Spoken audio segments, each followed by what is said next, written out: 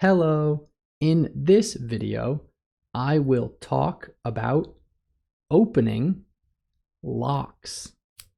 This is a lock. Opening locks without the key. Without the key. These are keys.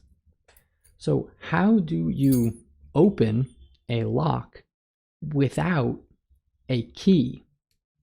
Well, you need tools. Tools like these. These are tools that are made for opening locks. I have always thought that opening locks without a key was very cool. It always seemed very cool to me and really difficult. Very, very difficult.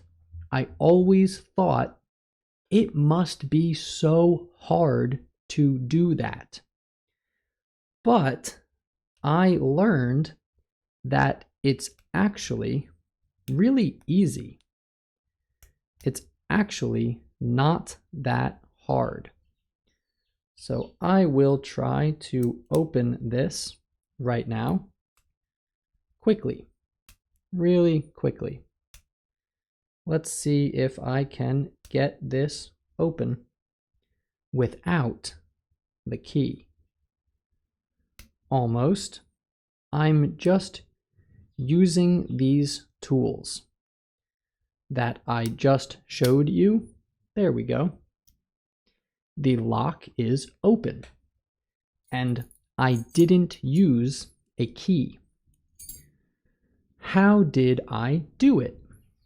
Well, a lock like this, most locks, are very, very simple. I will put a GIF, which is like a mix between a picture and a video. A GIF right here showing how a lock opens, how a key unlocks a lock.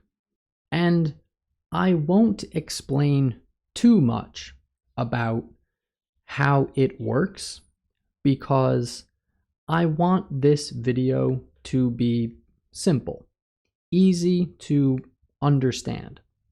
Basically, in most locks like this, there are pins. This is a pin, and these things inside of the lock, inside, are called pins. Let's imagine that my fingers are like the pins in the lock. All of the pins are down. They are down. And those pins stop the lock from turning. So this is inserting the key. I'm inserting. Wait, here we go. Inserting.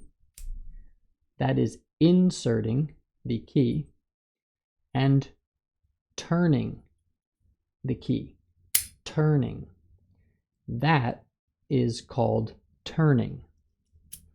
So because there are pins inside this lock, if I put the wrong key, the wrong key, not for this lock, I can't turn the lock. I can't turn it. That's because the pins inside this lock are blocking the movement inside the lock. This part won't turn because this key doesn't push up all of the pins. It doesn't push the pins out of the way. It doesn't do that because it's the wrong key. This is not the key for this lock.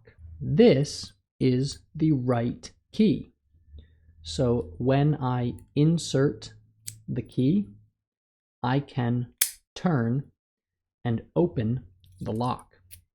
This part of the key right here on top, this part is what pushes the pins up. It pushes them out of the way. So that when I go to turn the lock, it opens. So really, if I want to open this lock, the only thing I need to do is push up the pins. I just need to push them up. This tool is what I use to push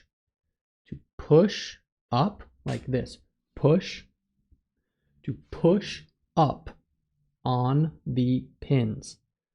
I push the pins up with this. This tool right here, this tool is for turning the lock. It's for turning the lock. I am putting tension on the lock. What is tension? Well, here is a rope without tension. And here is a rope with tension, a rope under tension. So right now, there is no tension on this part of the lock. But if I push right here, now there is tension on the lock. Putting tension on the lock is important because it keeps the pins from falling, from just falling back down when I push them up. Basically, the shape and the design of the inside of this lock makes it so that when you push up on the pins and you push them out of the way so that they are no longer in between this part and the top part, the pins will stay up here. They will stay right there because there is tension pushing them. I think it's because of the friction inside the lock. Friction.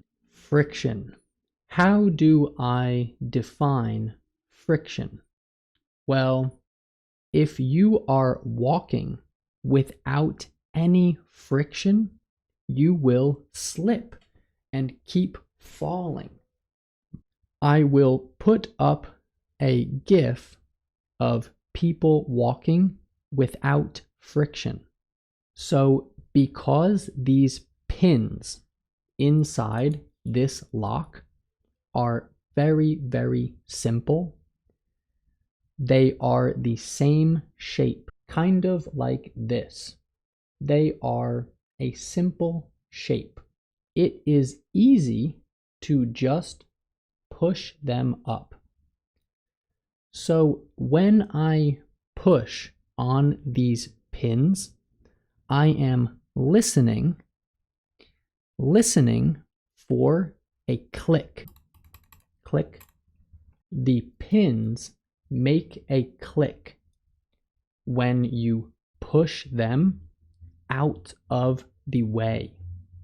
Maybe you can hear the pins.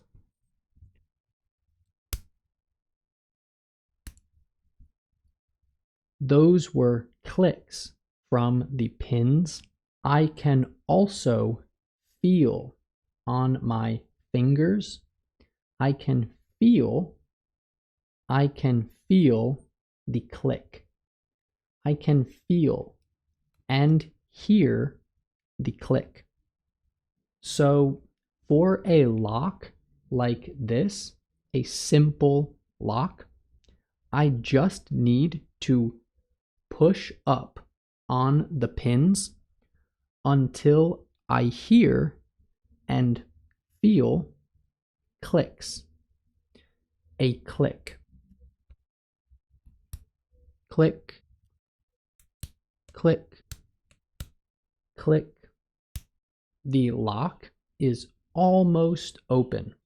Almost open. Most of the pins have been pushed up. Sometimes they fall. Sometimes a pin falls, and you just have to push the pin up again. Oh, look at that. That was the last pin. Now I turn the tool and the lock opens. Same thing with this lock. Same thing. Just push on the pins. Click, click, click. That time, I only had to push up 3 pins. There were only 3 clicks, and the lock is open. More expensive locks are harder to open because the pins are different. The pins have different shapes, and those different shapes can get stuck in between this part and the top part, and those pins will make a click sound even though they are not pushed all the way up. So you might think, ooh, click, that pin is out of the way. But really, the pin is still blocking this middle part from turning.